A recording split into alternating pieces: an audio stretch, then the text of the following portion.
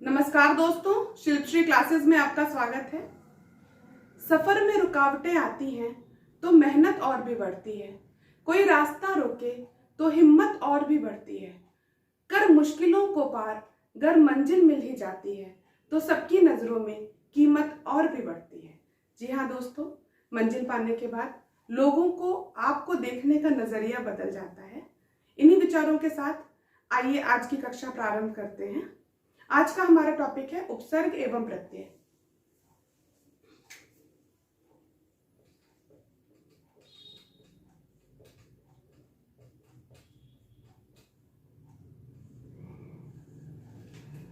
उपसर्ग एवं प्रत्यय ये शब्दांश है, शब्द नहीं है बल्कि शब्दांश है।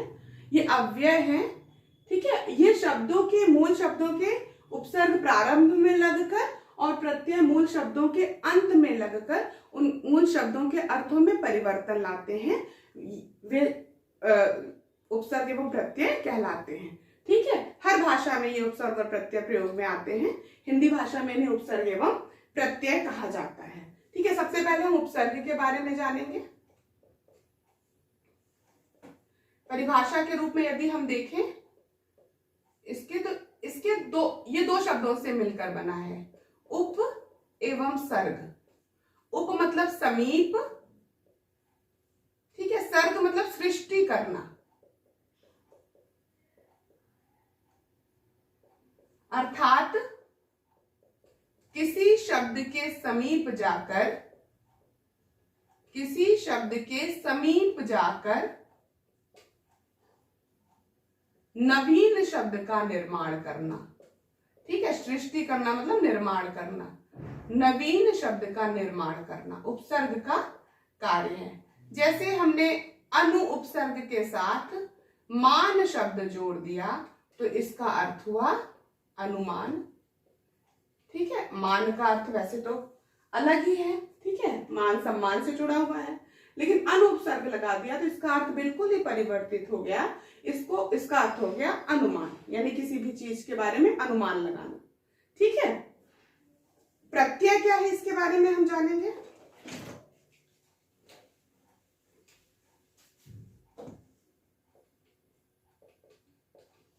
प्रत्यय भी दो शब्दों से मिलकर बना है, प्रति धन अय। प्रति का अर्थ है साथ में चलने वाला लेकिन पीछे, ठीक है, साथ में पर बाद में, और अय का अर्थ है चलने वाला। यानी प्रत्यय वह शब्दांश है जो मूल शब्द के बाद लगकर उसके अर्थ में परिवर्तन लाता है।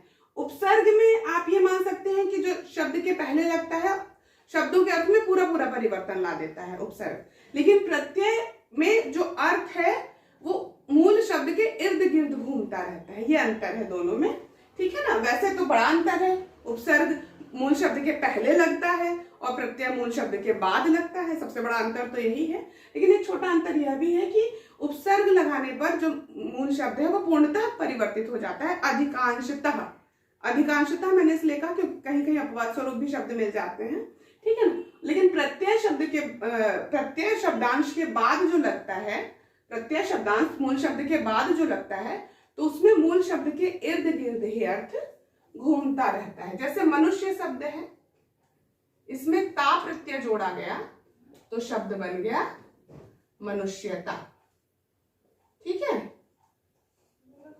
इस तरह उपसर्ग एवं प्रत्यय के बारे में हमने अर्थ के बारे में जाना। अब हम डिटेल में उपसर्ग और प्रत्यय के भेदों प्रभेदों के बारे में समझेंगे। आज की कक्षा में हम उपसर्ग के भेद प्रभेद के बारे में अध्ययन करेंगे। अगली कक्षा में हम प्रत्यय के भेद प्रभेद के बारे में अध्ययन करेंगे।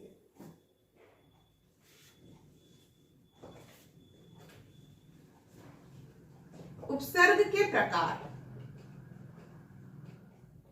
हिंदी में 4 प्रकार के उपसर्ग हैं जो प्रयोग में आते हैं, ठीक है। 4 प्रकार के मूल रूप से उपसर्ग हिंदी में प्रयोग में आते हैं हिंदी भाषा में। पहला तो है तत्सम उपसर्ग जो संस्कृत के उपसर्ग हैं। संस्कृत के उपसर्ग जिनको हम तत्सम उपसर्ग भी कहते हैं, दूसरा है हिंदी के उपसर्ग, जिन्हें हम तद्भव उपसर्ग भी कहते हैं। तीसरा है उर्दू के उपसर्ग, जो उर्दू भाषा के उपसर्ग प्रयोग में आते हैं। भाई उर्दू शब्दों को जब हमने अडॉप्ट किया है तो उनके उपसर्गों को भी तो हमने स्वीकार किया होगा, है ना। तो उर्दू के उपसर्ग। और चौथा प्रकार है अंग्रेजी के उपसर्ग। इंग्लिश भाषा के जो उपसर्ग हैं वो भी हम अंग्रेजी शब्दों को हमने अडॉप्ट किया है तो अंग्रेजी के उपसर्ग का भी हम प्रयोग करते हैं। ठीक है, अंग्रेजी के उपसर्ग। ठीक है, इस तरह हमने देखा। सबसे पहले हम देखेंगे संस्कृत के उपसर्ग।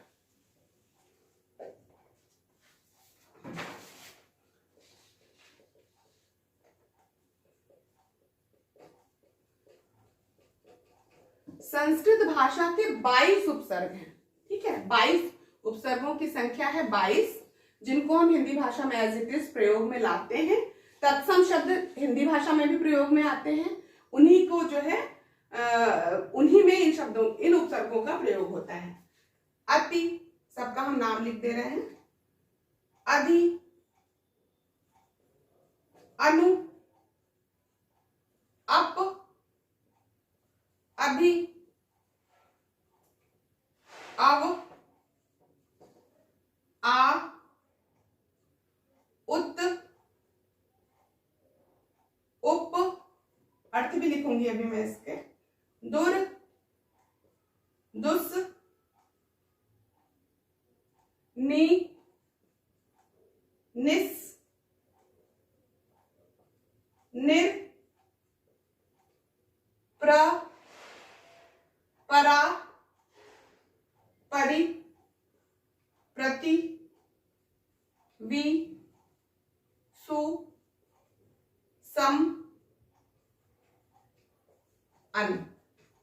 ठीक है, अति का अर्थ है अधिक। अर्थ बन गया अतिशय, अतिवृष्टि। ठीक है, अधिक का अर्थ है प्रधान या श्रेष्ठ, प्रधान या श्रेष्ठ, जिसको आप कह सकते हैं। शब्द बन गया अधिनियम, अधिकरण। अनु का अर्थ है पीछे,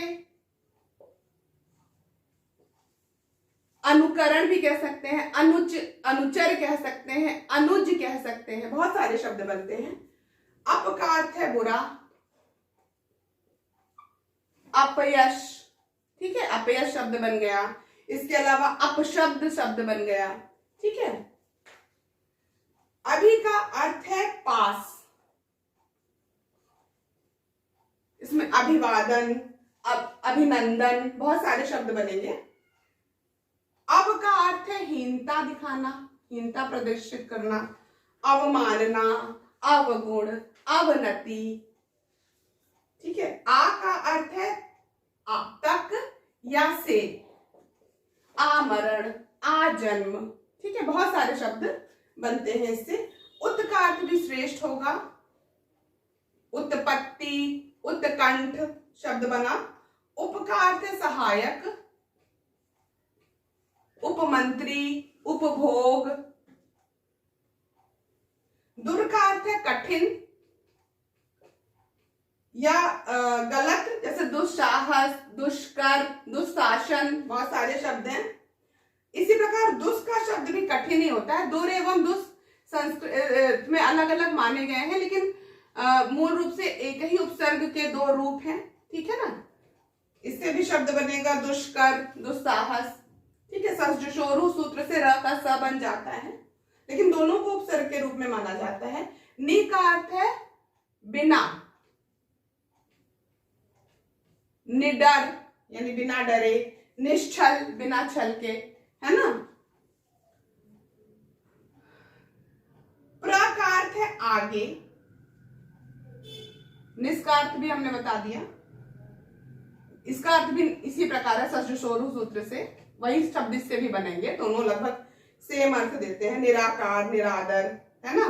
निर से भी वही चीज है, यहाँ पे भी ससजुषोरु सूत्र से निराकार शब्द बनेगा, अर्थ वही है इन तीनों का। इसका भी अर्थ है बिना। ठीक है, निर का अर्थ भी बिना है। ठीक है, प्र का अर्थ है आगे, प्रदान, प्रबल, प्रयोग। परा का अर्थ है विपरीत,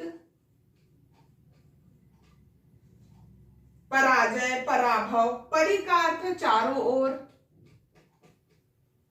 जो मुख्य मुख्य शब्द मैं एक दो आपको बता रही हूं और बाकी आप अपने से भी देख सकते हैं। परिक्रमा, परिपूर्ण। प्रति का अर्थ है हर एक, प्रत्येक, इसमें प्रत्येक शब्द भी बनेगा, ठीक है ना, खुद ही, प्रतिदिन। वि का अर्थ है विशेष, इसके लिए इस शब्द है विजय, विख्यात, ऐसी जय जो विशेष रूप से है, ऐसी ख्याति जो विशेष रूप से है। सु का अर्थ है अच्छा, ठीक है। सुगंध, ऐसी गंध जो अच्छी है। इसके अलावा आप देख सकते हैं सुयश, ठीक है, यश, ऐसा कीर्ति जो बहुत चारों ओर फैली हुई है, सुयश, उसको सुपसर्ग लगा दिया, ठीक है। सम का अर्थ है अच्छी तरह, अच्छी तरह, यानी सम्यक आप बोल सकते हैं। संतोष, संगठन। अन का अर्थ है नहीं, अनंत, जिसका अंत ना हो, ठीक है। अनुपसर्ग लगा के आप बना सकते हैं। अनुपयोगी, जो उपयोगी ना हो, और भी बहुत सारे शब्द बन सकते हैं, ठीक है। अगला है आपका हिंदी के उपसर्ग। आपने देखा भी संस्कृत के उपसर्ग, अब आप देखेंगे हिंदी के जो उपसर्ग तद्भव रूप में प्रयोग में आते हैं, ये भी उसी प्रकार के हैं हिंदी के उपसर्ग। अन, अध, उन, औ, कु, चौ, पच, पर, बिन, भर, स, चिर, न, बहु, आप, सम, दु। अर्थ देखिए, अन का अर्थ है नहीं, शब्द बनेगा अनबन, अनपढ़, यानी जिससे नहीं बनती, है ना, अनपढ़ जो नहीं पढ़ता। अध का अर्थ है आधा, शब्द बनेगा अधपका, अधमरा। उन का अर्थ है एक, कम,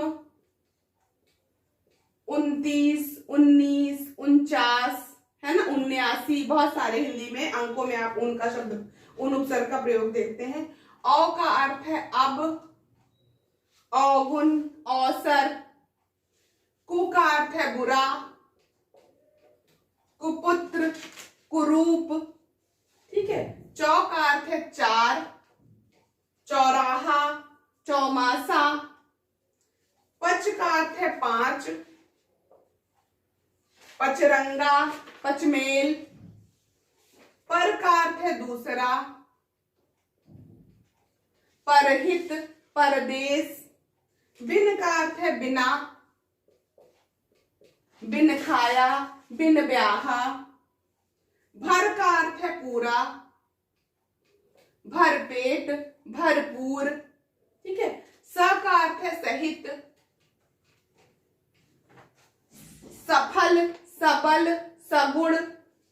चिर का अर्थ है सदैव, चिर यौवन, चिर परिचित, चिरंजीव। न का अर्थ है नहीं, अर्थ बना नकुल, नास्तिक।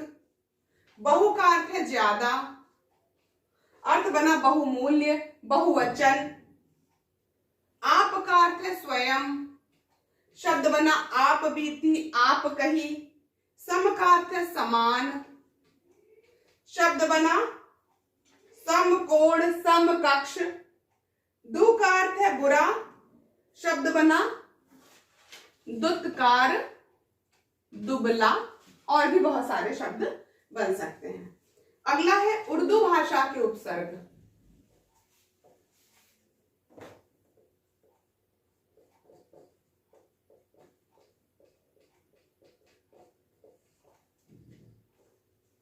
ला, बद, बे, कम,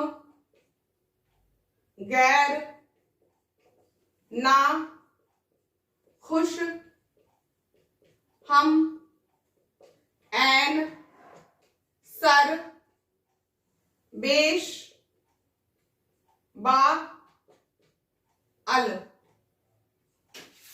अर्थ देख लेते हैं। ला मतलब बिना, लावारिस, लाचार, ला इलाज, बहुत सारे शब्द हैं, प्रयोग में आते रहते हैं। बद मतलब बुरा, बदसूरत, बदनाम, बदनसीब। बे मतलब बिना, बेकाम, बेअसर, बेजार। कम मतलब थोड़ा, कम वक्त, कमजोर, कम अकल, कम दिमाग। गैर मतलब के बिना, गैर कानूनी, गैर जरूरी, ठीक है, गैर हाजिर। ना का मतलब है अभाव, नाराज, नालायक, नामुमकिन।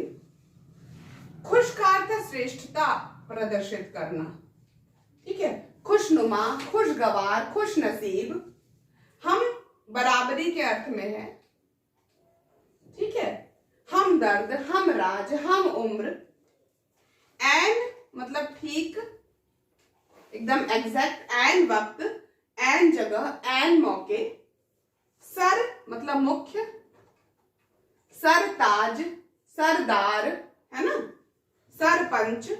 बेश मतलब अत्यधिक, बहुत अधिक, जिसको अत्यधिक के अर्थ में लिखा जाता है, कहते हैं बेशकीमती, बेशुमार, ठीक है, बेशकल। बा मतलब सहित, बाइज्जत, बाकायदा, बाअदब।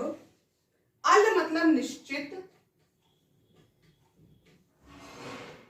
अलविदा, अल सुबह, अलबत्ता। ठीक है, इस तरह से हम उर्दू के उपसर्गों को समझ सकते हैं। अब हम अंग्रेजी के कुछ उपसर्गों को देखेंगे।